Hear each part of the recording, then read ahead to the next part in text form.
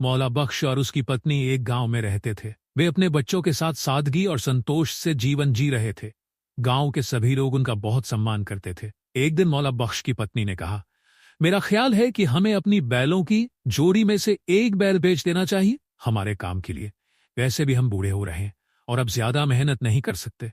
मौला बख्श ने जवाब दिया, ठीक है, कल मैं मंडी जाकर बैल बेच आता हूं। सुबह सुबह मौला बख्श बैल को लेकर मंडी की ओर चल पड़ा।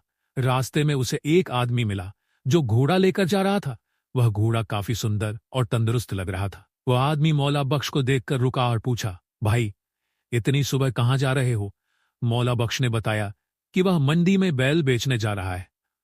मौला बख्श का बैल भी बहुत खूबसूरत था। उस आदमी ने बैल को देखकर कहा, इसे क्यों बेच रहे हो? क्यों न हम दोनों अपने जानवर बदल लें? थोड़ी देर सोचकर कहा, घोड़े को रखना आसान है और बच्चे भी इसकी सवारी कर सकेंगे। ठीक है, तुम अपना घोड़ा मुझे दे दो और मेरा बैल ले लो। इसके बाद मौला बख्श घोड़े पर सवार होकर गांव की ओर चल पड़ा।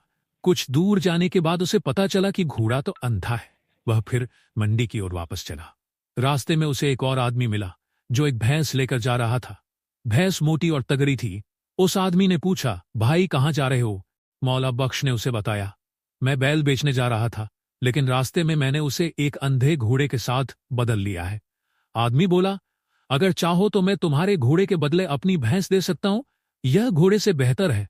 मौला बख्श ने सोचा कि भैंस अच्छी लग रही है और उसे ज्यादा देखभाल की जरूरत भी नहीं होगी। उसने घोड़े के बदले भैंस ले ली और आगे बढ़ गया। कुछ दूर जाने के बाद उसे पता चला कि भैंस लंगड़ी है। आगे उसे एक आदमी मिला जो बकरी लेकर जा रहा था। बकरी काफी फुर्तीली और स्वस्थ दिख रही थी। उस आदमी ने पूछा, कहाँ जा रहे हो? मौला बख्श ने पूरी कहानी बताई। आदमी ने कहा, मेरी बकरी तुम्हारी लंगड़ी भैंस से बेहतर है। अगर तुम चाहो तो हम जानवर बदल सकते हैं।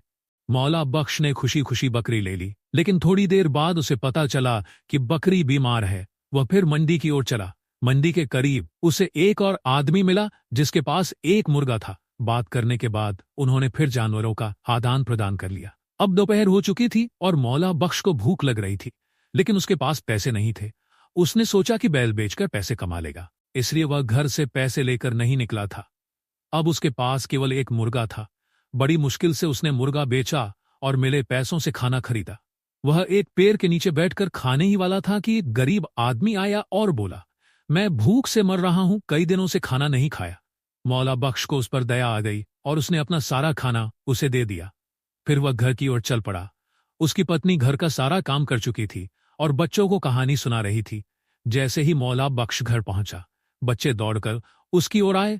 पत्नी बोली, मंडी में देर नहीं हो गई, मैं कब से तुम्हारे खाने का इंतजार कर रही हूं। मौला बख्श ने कहा, मुझे सच में देर हो गई, लेकिन मैं तुम्हें पूरी कहानी सुनाता हूं। पहले मुझे पानी पिलाओ। पानी पीने के बाद मौला बख्श ने बताया, मैंने बैल नहीं बेचा, बल्कि उसे एक घोड़े के साथ बदल लिया। पत्नी खुश होकर बोली, अरे वाह, घोड़ा तो अच्छा है, बच्चे इसकी सवारी कर सकेंगे। मौला बख्श ने कहा, लेकिन मैंने घोड़ा नहीं लाया, मैंने उसे एक भैंस से बदल लिया।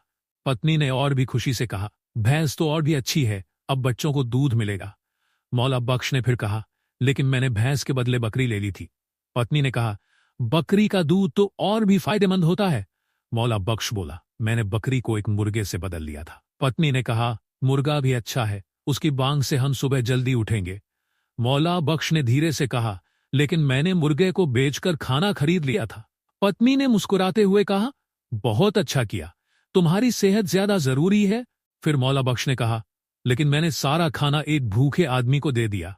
पत्नी ने कहा, यह भी अच्छा किया, किसी जरूरतमंद को खाना मना नहीं करना चाहिए। अब आओ, हाथ धो लो और खाना खा लो। अगली सुबह मौला बख्श ने दरवाजा खोला तो बाहर एक जवान बैल, एक तंदुरुस्त घोड़ा, एक स्वस्थ भैंस, एक बकरी और एक मुर्गा खड़े थे।